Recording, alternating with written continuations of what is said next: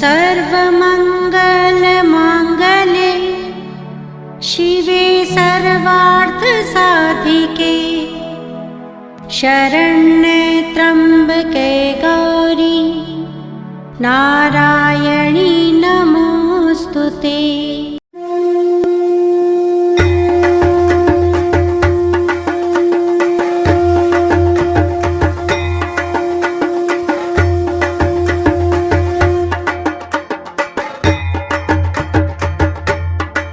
आप में दिखा या इस कथा को सुनने के बाद आप में बदलाव नहीं आया महाराज, तो फिर सुनने का कोई लाभ नहीं है। तो गंगा मैया कहती है आपसे, और क्या कहती है?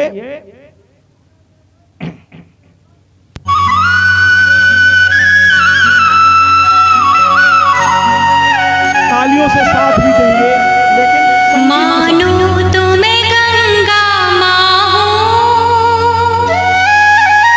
ना मानो तो बहता पानी। तालियां हाथ मानो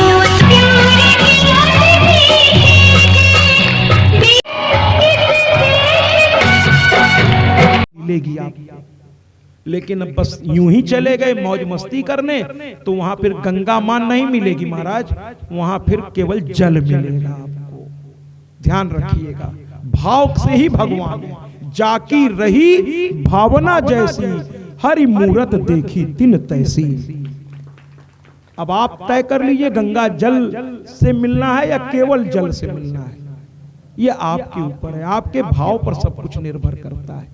जहां भाव है वहीं भगवान है। भ से भाव, भ से भगवान, जहां भाव वहीं भगवान।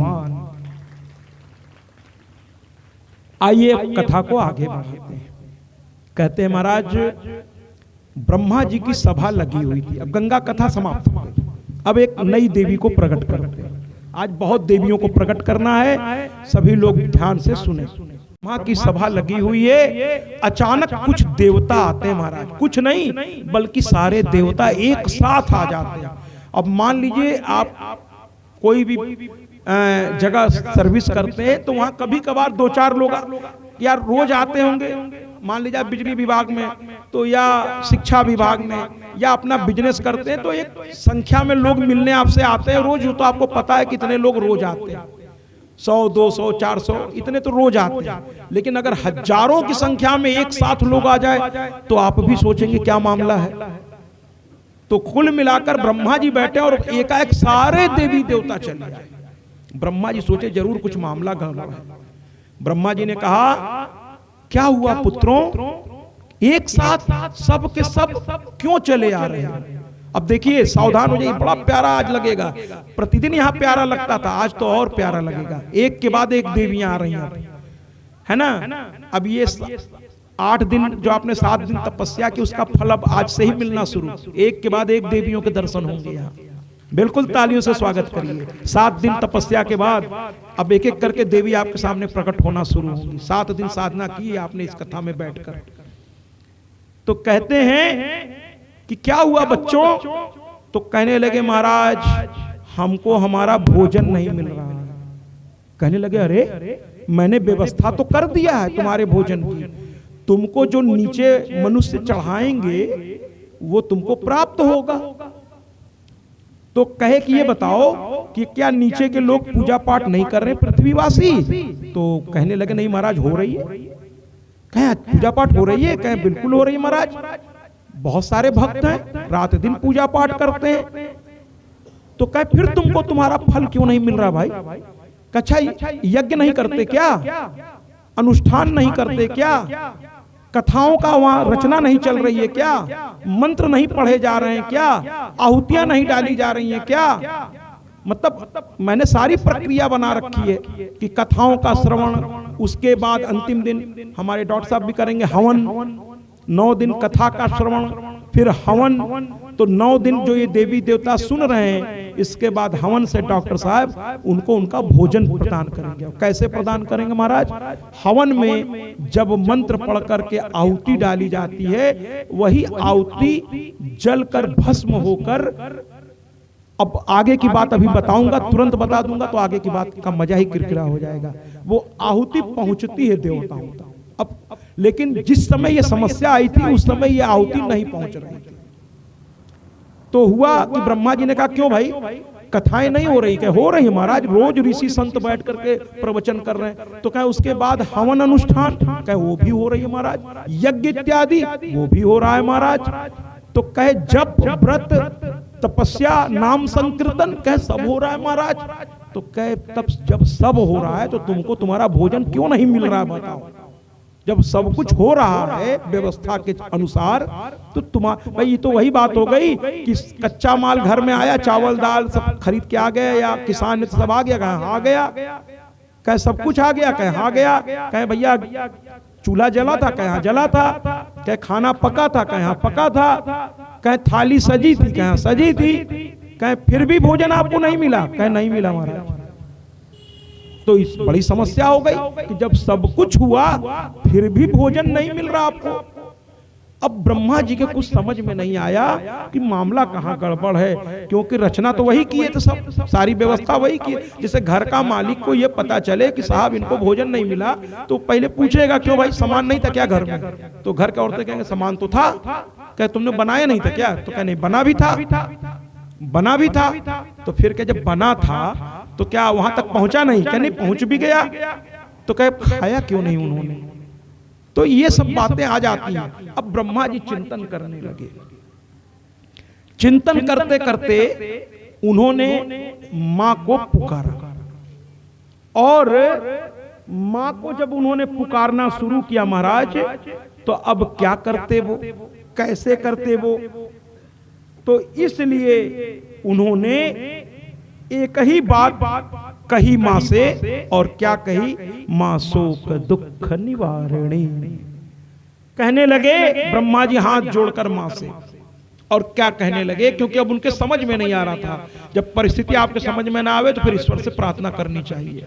और क्या करनी चाहिए? ब्रह्मा जी से देखिए, ब्रह्मा जी ने मां की प्रार्थना शुरू कर दी, क्योंकि देवता ने आके कहा हमें भोजन नहीं मिल रहा, आपकी रचना में भी कहीं कुछ गड़बड़ हो रहा है। तो ब्रह्मा जी ने पहले तो देखा ध्यान से, जब उन्हें नहीं समझ में आया तो मां की ओर हाथ जोड़ा और क्या कहा?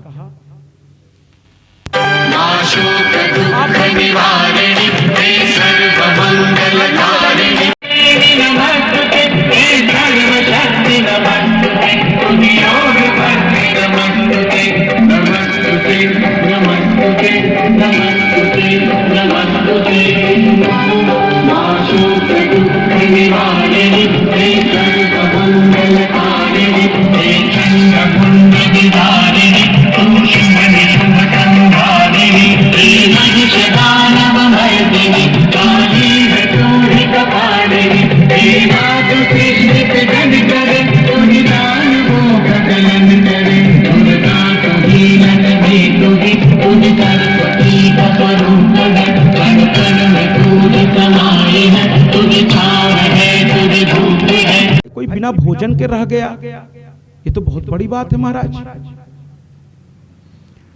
तो इस पर एक पता नहीं क्यों थोड़ा शरारत करने का मन कर रहा है मेरा, और गंभीरता को थोड़ा हास्य विनोद में हम बदल दें कि माताएं बहुत ध्यान रखती हैं।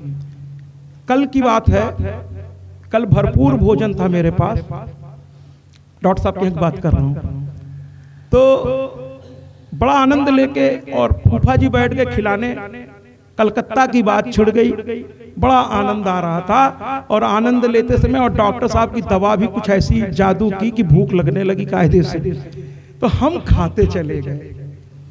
और सब्जी बहुत अच्छी लग रही थी, मैंने कहा सब्जी तो आ गई महाराज, सब्जी आ गई, बहुत आनंद आया खाने में। लेकिन माताओं को लगा कि महाराज जी की भूख खुल गई है, तो आज बंगाल और उत्तर प्रदेश ने मिलकर एक षड्यंत्र रचा।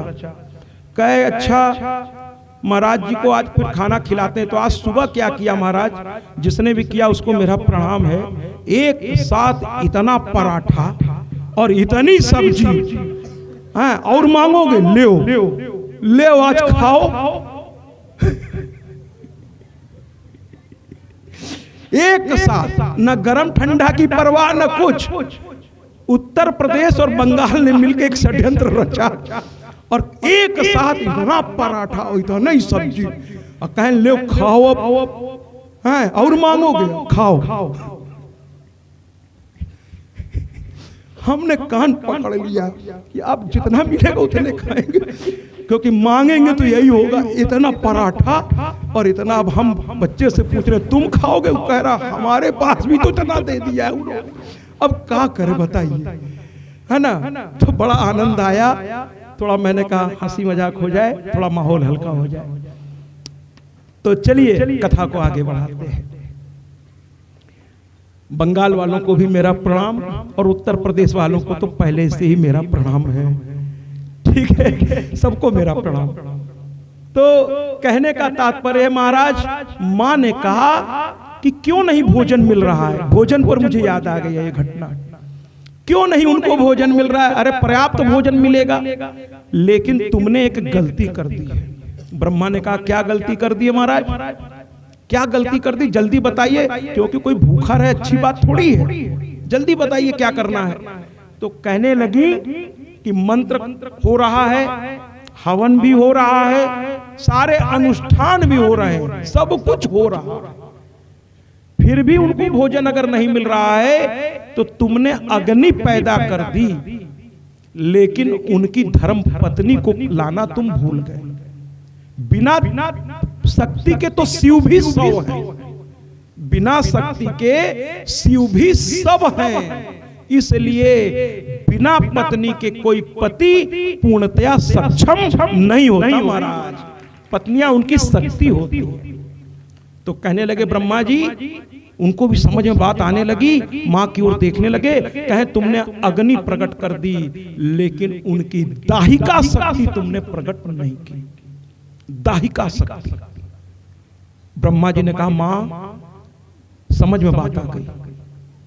तो मां ने कहा फिर स्मरण करो, तुम तो रचना कर सकते हो, स्मरण करो।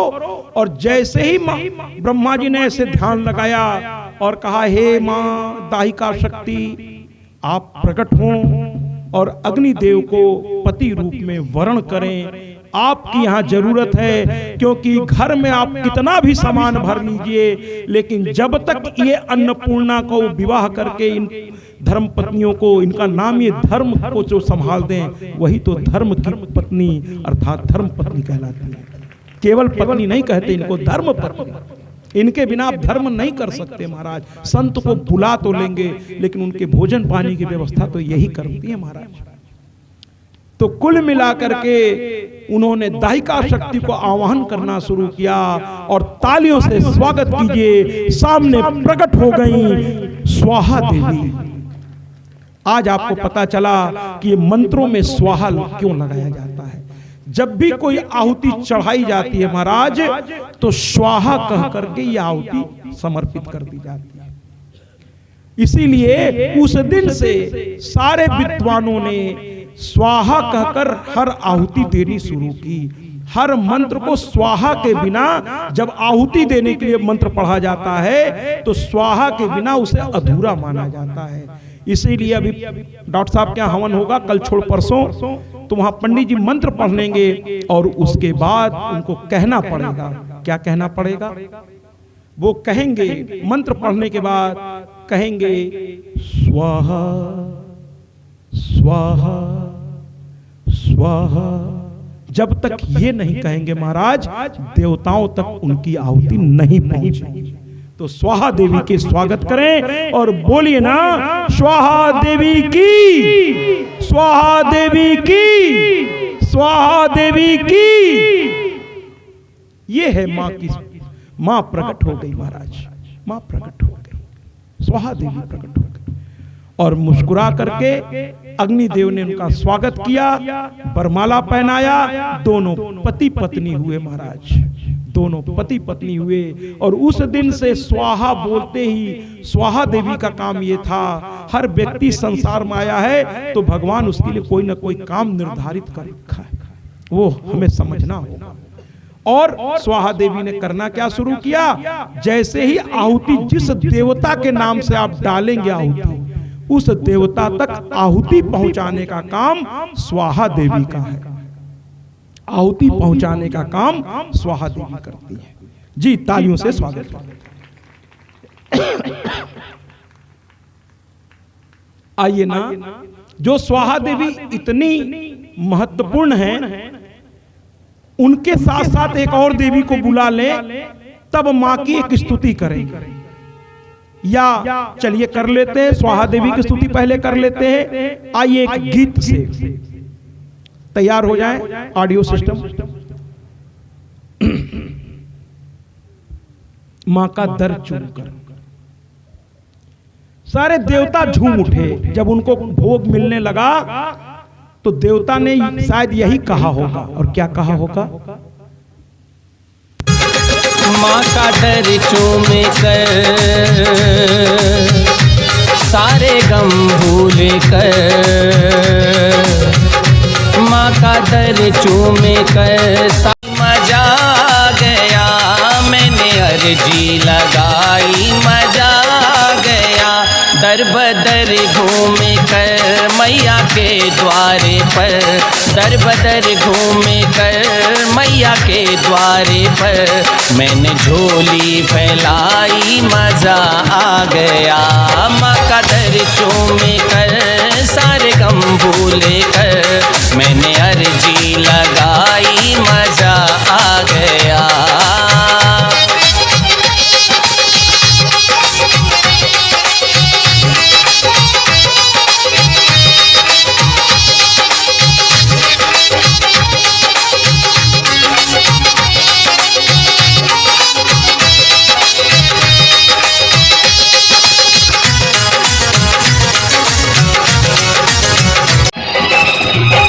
पर बैठी कर माँ भवानी चली, दुख दानव के माते दुलारी चली, दुख दानव के माते दुलारी चली।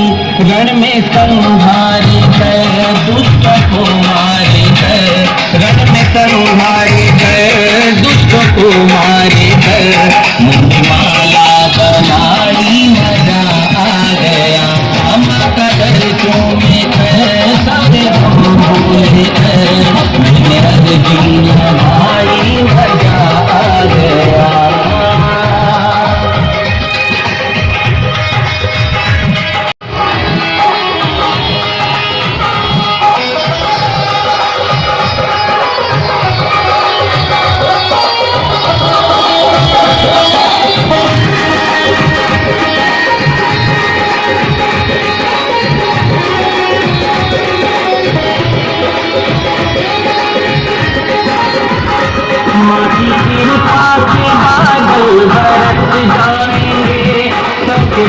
किसी भी माँ बाप को खुशी तब मिलती है जब उसके बच्चे खुश रहते हैं। तो मैं उसे ये बताता हूँ कि आज आपने जो मुझे ये सौभाग्य दिया है आपकी कथा कहने का, ये मैं इससे बहुत खुश हूँ, बहुत आनंद में हूँ, और हर पल मैं आपके साथ रहना चाहता हूँ। अब कैसे उनके साथ रहेंगे? उनका भजन करके, उनका कीर्तन करके, उनके कीर्तन में तालियों को बजाकर। तो महाराज, जब तालियां हम बजाने का आपसे कहते हैं तो शुरुआत लगभग सभी लोग करते हैं, लेकिन भैया रुक जाइए, लेकिन हम अगर किसी भाव में चले गए माँ की तरफ, थोड़ा मेरा ध्यान जाना ही चाहिए, 24 घंटे जाना चाहिए। तो पता चला मैं उधर गया तो आप लोग सोचते हैं गुरु जी अब ताली बजाना बंद कर दिए तो हम काहे को बजाएं, आप लोग ही बैठ जाते हैं। तो चलिए गुरु जी जो जो करते हैं फिर आप भी करिए, हम जब कथा करें तो आप कथा करिए, बोलिए। चलिए हम नृत्य करें तो आप भी नृत्य करिए। अरे महाराज, आप बैठे बैठे अपना योगदान देते रहिए। गाना बज रहा है तो तालियां बजाते रहिए जब तक गाना बजे। गुरु जी बजावे ना बजावे क्या फर्क पड़ता है ना? आप अपना काम करिए महाराज। और जहां तक नृत्य का सवाल है, अच्छा लगे बिल्कुल तालियों से स्वागत करिए। और नृत्य का जहां तक सवाल है, अगर आपका भाव जग जाए तो ये थोड़े है कि गुरुजी सबसे आखिर में तो कहबे करेंगे कि माँ की आरती से पहले, तो उस समय का क्या इंतजार करना।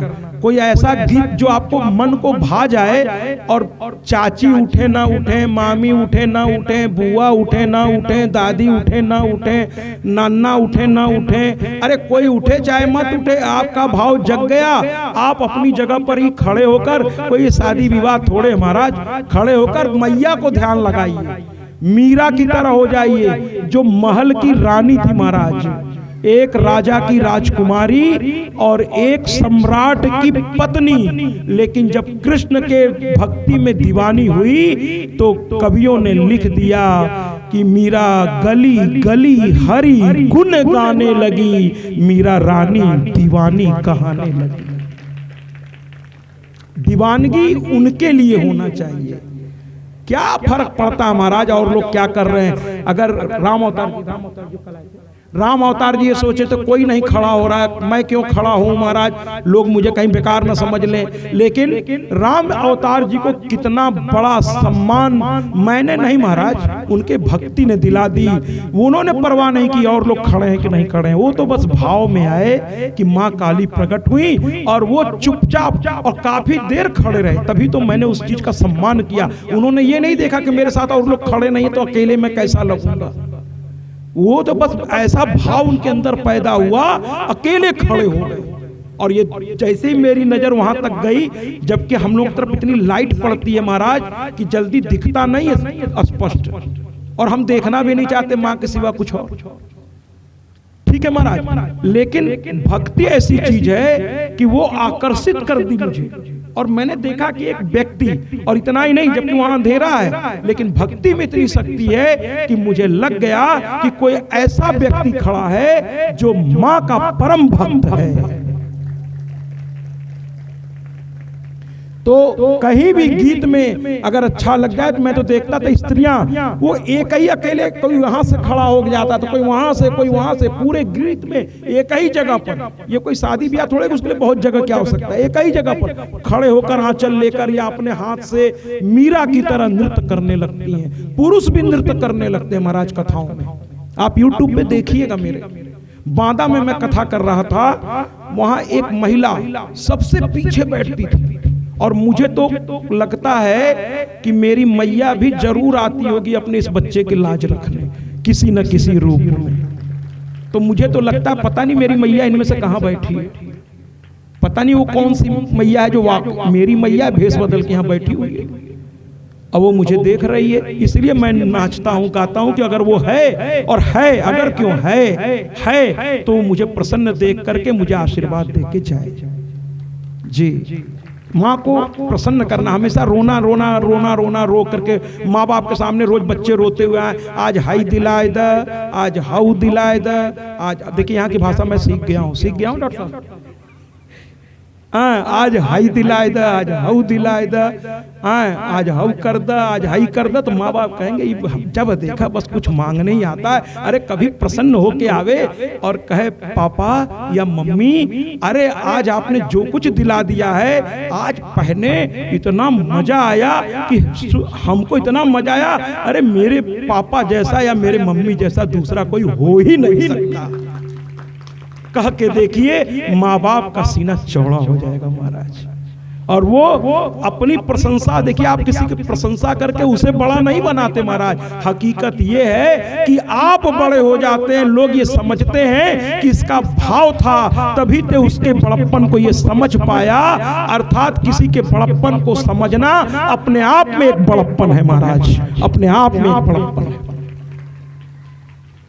तो कुल मिला करके हमको ऐसा बनना है कि तो बांदा में एक महिला जो एकदम, मतलब मैं क्या कहूं, मतलब हमें लगा, वो देख के ही लग गया कि इनका कोई नहीं है, कोई नहीं है। और पीछे जैसे ही गाना बजने लगता था, उसकी वीडियो मैं आपको दिखाऊंगा कुछ जल्द ही वो यूट्यूब पे, क्योंकि वो कथा के बाद मैं यहाँ चलाया तो एडिटिंग पे नहीं पूरा बैठ पाया, आधा बन गया आधा बाकी है, लेकिन मुझे अब यहाँ आना था तो मैं चलाया। तो कुल मिलाकर के जब उस वीडियो को आप देखेंगे, वो महिला अकेले पीछे, और उसके देखा देखी फिर बाकी महिलाएं भी धीरे धीरे नाचे, और वो पूरी आंचल ऐसे फैला देती थी माँ के सामने, और मैं जब उतरता था स्टेज से तो बाकी लोग तो मेरे पैर छूते थे, और वो पता नहीं उसकी गरीबी ने, उसके तकलीफ ने उसको पता नहीं क्या समझा दिया था कि उसको डर लगता था कि शायद मेरे नजदीक आएगी तो बाकी लोग डांट देंगे उसको। तो वो दूर से जमीन पे बार बार आंचल से वो मेरे पैर को समझ करके जमीन को छूती थी, और उसकी श्रद्धा इतनी थी कि भीड़ में मैं रोज देख उसको नृत्य करते तो देखता था, लेकिन उसकी पैर छूने के तरीके को मैं नहीं देखता था, क्योंकि इतनी भीड़ होती है जब हम लोग उतरते हैं कहीं, तो लोग बहुत सारे प्यार से मिलने आते हैं। तो कुल मिलाकर के अचानक एक दिन मैंने देखा कि वो जमीन पर बार बार ऐसे कर रही। तो मैंने लोगों से पूछा, आयोजक मेरे साथ चल रहे थे, मैंने पूछा कि अरे सब मेरे पास आ रहे हो तो दूर से क्यों पैर छू रही है? तो कहे महाराज उसके साथ बड़ी दुर्घटना हुई है। हम कहे क्या उसके पति मर गए महाराज, और बच्चों ने उसे घर से निकाल दिया, जबकि उस बच्चे के लिए कि उसकी जिंदगी न बर्बाद हो, इसने 15 साल जेल काटा है महाराज। उसकी गलती अपने सर पे लेकर के ये जेल चली गई, और जब जेल से लौटी है तो उन्हीं बच्चों ने लात मार के इसको घर से बाहर निकाल दिया। हम सुनकर इतना तकलीफ हमें हुई कि मैं दौड़कर गया उसके सामने, और मेरे साथ ये बच्चा दूर था, मैंने उसको तुरंत कहा जाओ हर्ष को बुला के लाओ, और हमने कहा वहां जितना भी चढ़ा हो उसमें से जो हाथ में उठ सके उठा के हर्ष से कहो तुरंत मेरे पास आए, क्योंकि जब कथा समाप्त होती है तो इसको सारा सामान लपेट पूरा इकट्ठा, क्योंकि इलेक्ट्रॉनिक डिवाइस लगी होती है हर तरफ, और वो बड़ी छोटी छोटी डिवाइस है। एक डिवाइस मेरे पास भी है, वो भी इन्हीं का काम है समेटना, और वो बड़ी महंगी डिवाइस है सब। तो छोड़ देंगे तो फिर चलिए उसको खरीदिए महाराज।